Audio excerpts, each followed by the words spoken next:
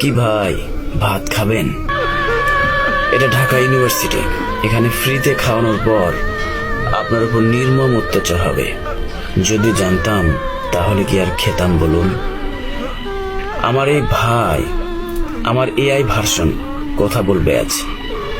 আসলে মেধাবীরা যে ভাত খাওয়ানোর পর আমার জীবন নিবে এটা জানলে তাহলে কখনোই খেতাম না। আমার একটা প্রশ্ন জাতির কাছে, সামান্য একটা ফোন চুরির দায়ে আমাকে শেষ করে দিলেন, আর যারা কোটি কোটি টাকা বিদেশে পাচার করছে তাদের কয়জনকে মেরে ফেললেন? সবাই তো জীবিত আছে। আর সেই মোবাইল যদি আপনার কাছ থেকে হারিয়ে যেত তাহলে কি করতেন? আমার মা বাবা কেউ নাই বলে আপনারা আমাকে এমন করলেন। আমি কোনো নেতার ছেলে হলে কি করতেন? পারতেন? সাহসই পেতেন না। আপনাদের মতো মেধাবীদের মেধাবী বলতেও লজ্জা লাগে। আবেগের বশে আমাকে মেরে দিয়েছেন।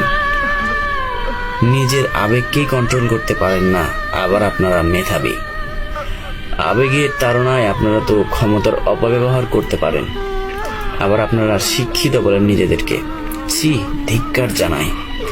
বেঁচে থাকুন, আর কখনো ভাত চাইব না কারো কাছ থেকে। আর ক্যাম্পাসে ঘুরে ঘুরে কারোর সাথে দেখা করব না বা সেলফি তুলব না। আর কখনো মোবাইলও চুরি করব না।